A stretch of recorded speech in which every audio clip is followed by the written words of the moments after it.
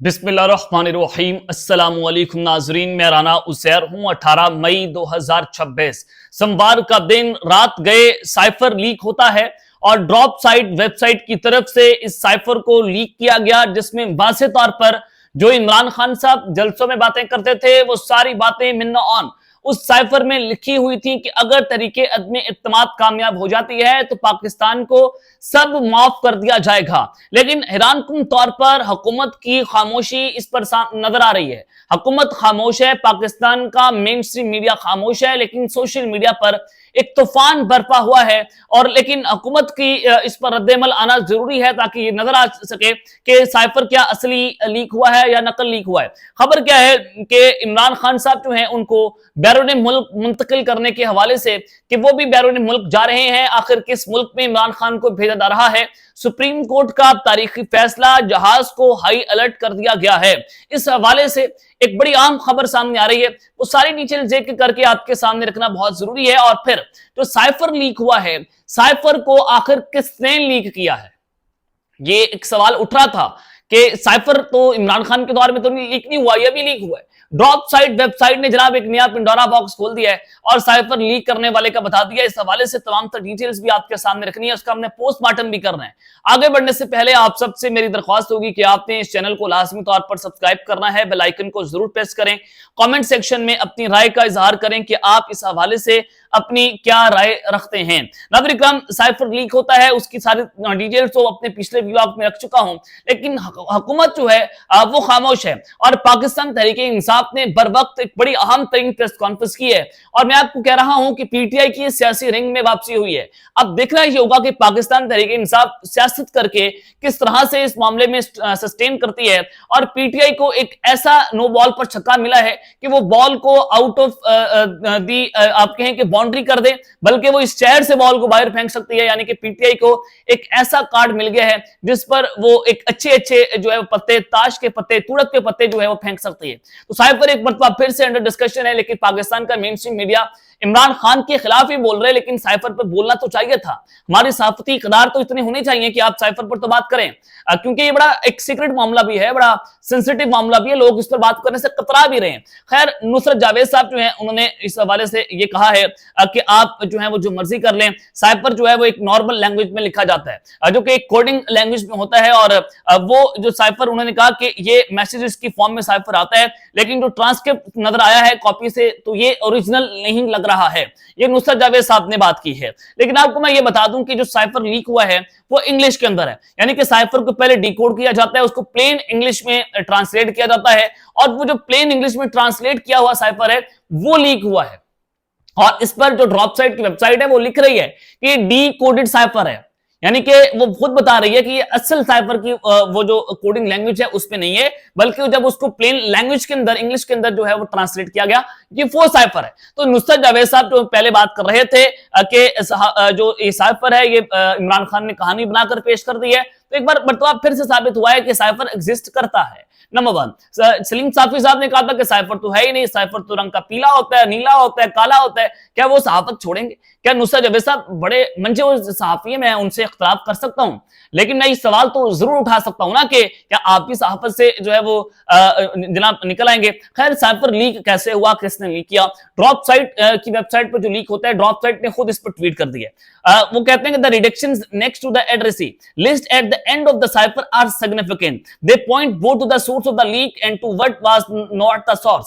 Contrary to some speculation, the copy released by the drop site didn't originate from the Prime Minister office. उन्होंने कहा कि जो copy हम drop site ने release की है ये प्राइम मिनिस्टर ऑफिस से हमने जो है वो हासिल नहीं की, बल्कि Pakistan, it came from with in the Pakistani military from an individual with the direction of the countries leadership. Important point ये है कि वो कह रहे हैं कि it came from with in the Pakistani military. अब बात यह है कि एक मरतबा ड्रॉप कभी भी सोर्सेज जो है उसको डिस्क्लोज नहीं किया जाता, ये आप याद रखिएगा, सहाफती इक़दार होते हैं। नंबर वन ये कि ड्रॉप साइट किसके कहने पर ये अपने सोर्सेज को जो है वो डिस्क्लोज कर रहे हैं कि हमें जो है वो वहां से साइफर मिला है। ये दूसरा इंपॉर्टेंट पॉइंट कि क्या जानबूझकर बताया गया कि जनाब साइफर जो है वहां से आया है, और अगर साइफर वहां से आया है तो इसका वाज़ेह तौर पर मतलब है कि हुकूमत के लिए परेशानी तो फिर है। हुकूमत की खामोशी तो फिर बनती है, फिर आप मीडिया को भी ये कहेंगे जनाब इस पर बात ना करें। चलें एक लम्हे के लिए मान लिया कि ये साइफर जो है वो जाली है, लेकिन जब ये लिखा जा रहा है, सोर्सेज को बताया जा रहा है कि ड्रॉप सेट कह रहा है कि हमने यहां से ओरिजिनेट किया है साइफर को, तो इसका वाज़ेह तौर पर मतलब है कि हुकूमत के लिए पहिया उल्टा घूम गए, अब सुइयां उल्टी घूम रही, एंटी क्लॉकवाइज जो है वो घड़ी की सुइयां जो है वो घूमना शुरू कर गई हैं। अब वज़ीर आज़म शहबाज शरीफ साहब के लिए जो है वो परेशानी है, जरदारी साहब के लिए परेशानी है। अब एक वो शख्स आ रहा है बाहर जिसका पूरी कौम को जनाब इंतजार था। खैर ये साइफर वाली जो सूरत हाल है, इस पर असद उमर साहब जो है वो उस वक्त पाकिस्तान तहरीक इंसाफ के कैबिनेट के मेंबर थे, तो उन्होंने भी अपनी ट्वीट कर दी। उन्होंने कहा कि अब पूरी कौम साइफर के मंदरजात देख सकती है। मैंने साइफर की तहकीकात के लिए बनाई गई JIT को अपना बयान में ये लिखा था कि जब किसी बैरूनी ताकत की जानिब से धमकियां दी जाएं और मुल्क के अंदरूनी मामलात में मुदाखलत की जाए तो कौमी क़यादत का कौम को इत्मीनान में लेना ही दुरुस्त अमल होता है। और आखिर कौन सा बावकार और खुददार इंसान जो अपने मुल्क की खुद मुख्तारी पर यकीन रखता हो इस बात से इख्तलाफ कर सकता है। JIT के एक रुकन का सबसे अफसोसनाक तबसरा यह था कि हमें माजी में भी इस किस्म की कई धमकियां मिलती रही हैं, तो इसका वाज़ेह तौर पर मतलब है कि असद उमर उस कैबिनेट के हिस्सा थे और फिर JIT बनी थी साइफर के ऊपर। तो मैंने कहा कि JIT के अफसर भी कह रहे थे कि हमें माजी में भी धमकियां मिलती रही, तो अब असद उमर साहब ने भी मोहर लगा दी और JIT जिसमें मुख्तलिफ किस्म की इंस्टीट्यूशन, मुख्तलिफ किस्म की इन्वेस्टिगेटिव एजेंसीज जो इन्वॉल्व होती हैं वो भी मोहर लगा रहे हैं कि साइफर एग्जिस्ट कर रहा है। तो इसका मतलब है कि पाकिस्तान में जो हुकूमत को टॉपल किया गया था, जो तरीके अदम एतमाद लाई गई थी, वो बैरूनी साजिशों के जरिए लाई गई थी, आज उस पर भी जो है वो मोहर लग गई है। खैर आगे बढ़ते हैं जनाब, जो इमरान खान साहब को बैरून मुल्क मुंतकिल करने का मामला है, सुप्रीम कोर्ट का तारीखी फैसला, जहाज को हाईलाइट कर दिया गया, ये मामला क्या हो सकता है? नाज़रीन, एक चीज तो ये कि जो जून के अंदर जो बजट पेश किया जाएगा, ये शहबाज हुकूमत का 5वां बजट है और इस 5वें बजट में पाकिस्तान इस वक्त नाजुक तरीन मोड़ से गुजर रहा है। मुल्क में पेट्रोल की कीमतें 450 रुपए लीटर है। आप महंगाई की सूरत हाल देखें, आप इस मुल्क में लॉकडाउन है जो कि अभी सिर्फ ईद के लिए लॉकडाउन जो है उसको खोला गया है और लॉकडाउन लगाने का मकसद मुझे नजर नहीं आ रहा। लोगों की अरबों रुपए जो है उसकी इन्वेस्टमेंट जाया हो रही है। गैर मुल्की सरमायाकारी पाकिस्तान में नहीं है, न सिर्फ गैर मुल्की बल्कि जो हमारे बैरून मुल्क में बैठे इन्वेस्टर्स हैं वो अपने मुल्क में इन्वेस्टमेंट नहीं कर रहे। ये मेरी रिपोर्ट नहीं है, ये आप जो है वो एक खुली रिपोर्ट्स जो है वो सामने आ रही है मौशी एतबार से। तो खैर ये 5वां बजट शहबाज की हुकूमत जो है वो जब से रजीम चेंज हुई है ये अपना पेश कर रहे हैं और एक सिविलियन हुकूमत की हैसियत से ये सिर्फ भुट्टो को नादरी मौका मिला था, सिर्फ जुल्फकार अली भुट्टो को। कम से कम शहबाज शरीफ साहब और उनकी टीम अपने मुआशी मंसूबों को अमली जमा जो पहनाने के मौके ना मिलने की शिकायत जो है वो आप नहीं कर सकते कि जनाब मैं जो है वो ये नहीं कर पाया, मैं वो नहीं कर पाया। 5वां बजट आप पेश कर रहे हैं, आप ये बताएं कि ग्रास रूट लेवल के ऊपर आवाम को कितनी जो है उस हवाले से तब्दीली नजर आई है। ये हुकूमत बदतरीन तरीके से नाकाम हो गई है, लेकिन असल कामयाबी इनकी ये है जो 28वीं तरमीम आ रही है। अब 28वीं तरमीम को लेकर जो तारिक अजीज साहब है उन्होंने 92 न्यूज पर खबर दी है कि 28वीं तरमीम में हुकूमत की मुद्दत 5 साल से बढ़ाकर गैर मुशीना मुद्दत तक करने की तजवीज है। अब ये इमरान खान साहब का खौफ जो है वो डियाला में जो बैठे हैं, इतना खौफ इनको छाया जा रहा है कि कुछ भी हो जाए, सियासत के समंदर में पीपल्स पार्टी, MPM, नून लीग ये एक ही कश्ती में सवार है और इनको ये बात मालूम है कि जरा से भी तेज हवा का झोंका आ गया तो उन्हें समंदर बुर्द कर दिया जाएगा।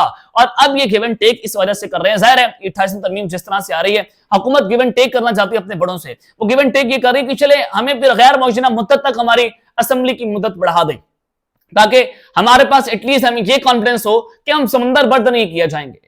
ये आप अंदाजा करें कि एक शख्स का खौफ इस सियासी जमातों को जो है वो खाया जा रहा है। बीइंग ए जर्नलिस्ट आपको मैं बता रहा हूं। खैर अब मैं को एक और खबर देना चाहता हूं, इमरान खान साहब को क्या बैरून मुल्क मुंतकिल किया जाएगा, सुप्रीम कोर्ट का तारीखी फैसला और एक जहाज जो है उसको हाईलाइट कर दिया गया। खबर यह है कि इस्लामाबाद हाई कोर्ट का जो 12 मार्च 2026 का फैसला था उसके खिलाफ सुप्रीम कोर्ट में एक अपील जो है वो जनाब दायर कर दी गई है। दरख्वास्त के मुताबिक दाएं आंख में खून जमने CRVO की वजह से इमरान खान की बनाई सिर्फ 15% रह गई है। इमरान खान ने पिटीशन में खदशा जाहिर किया है कि जेल में उनकी खुराक को कंटेमिनेट किया जा रहा है, यानी कि वो कह रहे हैं कि मुझे सादा जुबान में जहर दिया जा रहा है। दरख्वास्त में हॉस्पिटल की बजाय फौरी तौर पर शिफा इंटरनेशनल हॉस्पिटल इस्लामाबाद मुंतकिल करने की इस्तदा की गई है।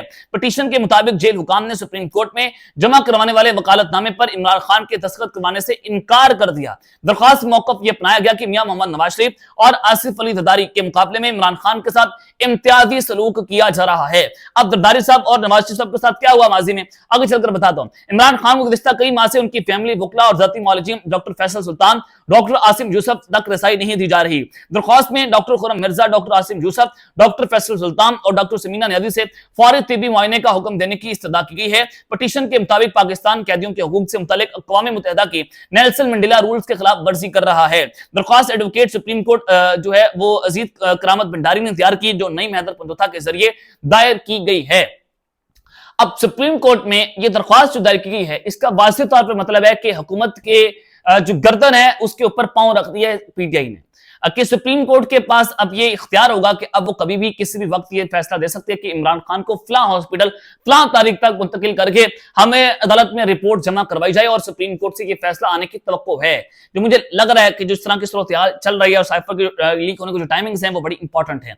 और जब नवाज शरीफ साहब अल अजीजिया रेफरेंस पे सजा काट रहे थे, उनकी तबीयत जेल में बड़ी खराब हुई और बड़ी जो है वो शोर शराबा किया गया कि जो नवाज शरीफ साहब है उनके प्लेटलेट्स खतरनाक हद तक गिर गए, अगर वो एक दिन भी जो है वो जेल में रहे तो वो मर जाएंगे और उनकी जो जान की जिम्मेदारी है वो फिर मौजूदा हुकूमत पर पड़ जाएगी। और फिर हुआ ये कि लाहौर हाई कोर्ट ने उन्हें 8 हफ्तों के लिए इलाज की घर से जमानत दी थी, और उस वक्त इमरान खान साहब की हुकूमत थी और जिसकी वो क़यादत कर रहे थे। तो इब्तिदा में ये शर्त रखी गई थी कि नवाज शरीफ जो है जमानती बॉन्ड जमा करवाएंगे, फिर 50 रुपए की स्टाम्प पेपर के ऊपर मियां नवाज शरीफ साहब मुल्क से बाहर जाने की उनको इजाजत मिल गई और वो नवंबर 2019 में इलाज के लिए पाकिस्तान से बाहर लंदन रवाना हो गए। तो अदालतों ने तिब्बी बुनियादों के ऊपर उनको रिलीफ दिया था, ये फैसले के अंदर लिखा गया मौजूद है। उनका नाम ईसीएल में था, वो हुकूमत ने खुद कबीना में ईसीएल से नाम निकाला था और वो पाकिस्तान से बाहर चले गए और फिर इलाज के बहाने वो बाहर गए और जो कुछ उन्होंने किया, जिस तरह से उन्होंने उस वक्त की मौजूदा एस्टेब्लिशमेंट को ललकारा, वो सारा एक जो है वो तारीख का हिस्सा भी है। तो अब क्या इमरान खान साहब को भी सुप्रीम कोर्ट में इसी फैसले की जो है वो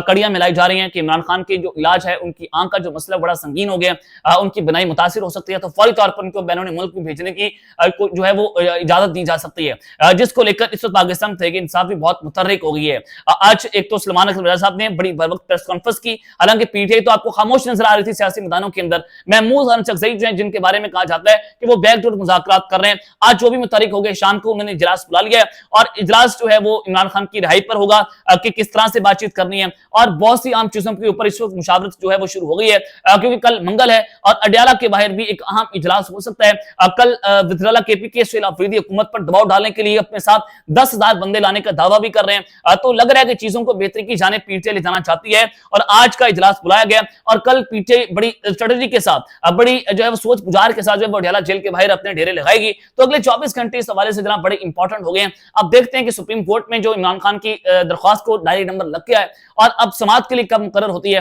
अब सुप्रीम कोर्ट में भी एक नया मैच आपको देखने को मिलेगा। अब तक के लिए इतना ही, अपना ख्याल रखिएगा और इस चैनल का अपने लाजिमी तौर पर ख्याल रखने के बाद पाकिस्तान जिंदाबाद।